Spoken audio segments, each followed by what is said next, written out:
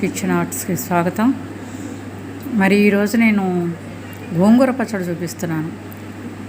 మంచి గుంటూరు గోంగూర చాలా బాగుంటుంది. గోంగూర పచ్చడి చూపిస్తున్నాను. దీనికి మనం మంచిగా గోంగూర శుభ్రంగా కడుక్కొని రాత్రి ఆరబెట్టుకోవాలి. ఆరబెట్టుకున్నాక ఈ విధంగా పొడి పొడిలాడుతూ వస్తుంది. ఈ విధంగా పొడి పొడిలాడుతూ చక్కగా అట్లా తడి లేకుండా చూసుకోవాలి. మనకి సంవత్సరం అంతా నిల్వ ఉండాలి కదా, అందుకని ఇలా పొడిగా మొత్తం అంతా ఆరబెట్టుకొని కడుక్కొని శుభ్రంగా ఆరబెట్టుకొని పొడి పొడిలాడుతూ మనం ఇట్లా ఆరబెట్టేసుకోవాలి. ఇక తడి అనేది లేనప్పుడు ఇది నూనె పోసుకొని మనం ఆ నూనెలో బాగా వేయించేసేయాలి. అది ఇప్పుడు నేను వేపి చూపిస్తాను. ఎందుకంటే ఇప్పుడు ఈ గోంగూర అంతా తీసి నేను ఈ బాండీలో నూనె పోసాను.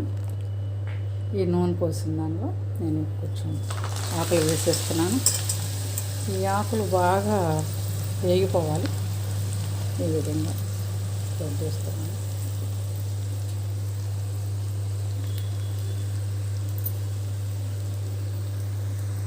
ఇది బాగా వేగాక చూపిస్తాను మళ్ళీ.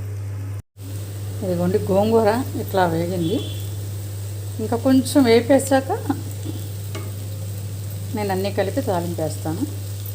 ఎందుకంటే మరీ నల్లగా మార్చేయకుండా కొంచెం ఈ విధంగా వేగిపోతే చాలా బాగుంటుంది. ఇంకా కొద్దిసేపు వేపి ఆపేస్తాను. కొంచెం ఈ పచ్చివాసన పోయేటట్లు వేగితే చాలు మనకి. ఇంకా దీంట్లో మనం ఇప్పుడు పులిహోర గోంగూర అనమాట. అంటే తాలింపు వేసేటప్పుడు చింతపండు అవన్నీ వేసి మనం తాలింపు వేసుకుంటాము. దీన్ని పులిహోర గోంగూర అంటారు. అంటే పులిహోరలా తాలింపు వేస్తాం కనుక ఇది సంవత్సరం అంతా చాలా బాగుంటుంది. పుల్లగా ఉంటుంది. నిల్వ ఉంచుకోవచ్చు. పచ్చడి చాలా బాగుంటుంది. పొడి పొడిలాడుతూ వస్తుందన్నమాట. ఇది ఒక హాఫ్ స్పూన్ ఏమో వేద్దాం. ప్రతి పచ్చడిలో కొంచెం నేను ఎల్జీ ఇంగో వేస్తాను.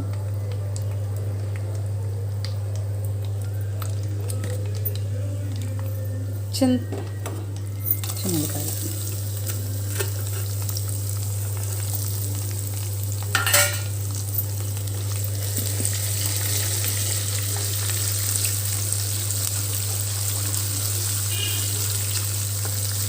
మనకి దీనిలో ఇలా చిన్నులపాయలు చితకొట్టు వేసుకుంటే చాలా బాగుంటుంది.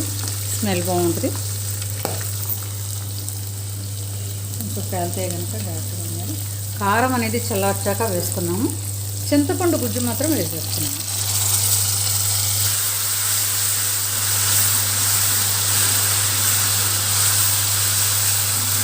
ఈ చింతపండులోనే కొంచెం అంటే మనకి గోంగూర పుల్లగానే ఉంటుంది, కానీ ఆ కొంచెం చింతపండు పడితేనే దానికి టేస్ట్ ఉంటుంది. ఆ చింతపండు వేసి అలా తాలింపు వేసి దాంట్లో తర్వాత కొద్దిగా చల్లారాక కారం వేసి ఆ గోంగూర వేసేసి కలిపేస్తామనుకోండి, చాలా బాగా మంచి టేస్ట్ వస్తుంది అనమాట. సంవత్సరం అంతా నిల్వ ఉన్న పుల్లగా చక్కగా అందంగా చాలా బాగుంటుంది తినడానికి. గోంగూర పచ్చడితో కడుపు నిండా అన్నం తింటాం అనమాట. అది గోంగూర చల్లారిపోయింది. బాగా వేపాను కదా, అలా వాటర్ లేకుండా చక్కగా అట్లా వేగిపోవాలి. దాంట్లో ఈ తాలింపు వేసాను.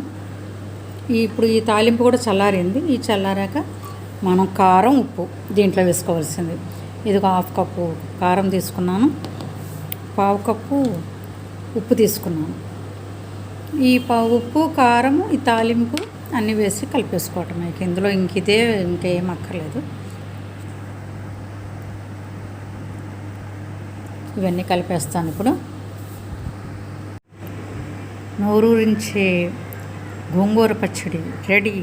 ఆంధ్ర గోంగూర సూపర్. ఒక్కసారి తింటే వదలరు. నేను చెప్పిన కొలతల ప్రకారంగా మీరు వేసుకోండి, చాలా బాగా వస్తుంది. గోంగూర చూడండి ఎంత ఇది ఇలా పొడి పొడిగానే ఉంటుంది. ఎందుకంటే మనకి ఆకులుగా పొడిగా ఉంటుంది అన్నమాట. మనం కలుపుకున్నా కూడా చక్కగా ఇట్లా పొడిగా వస్తుంది. అన్నంలో కలుపుకుంటే మంచి టేస్ట్ వస్తుంది.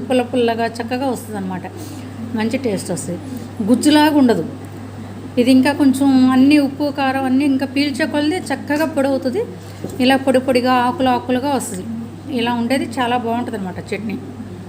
అది మా పచ్చడి గోంగూర పచ్చడి నచ్చినట్లయితే షేర్ చేయండి, లైక్ చేయండి, సబ్స్క్రైబర్ చేయండి.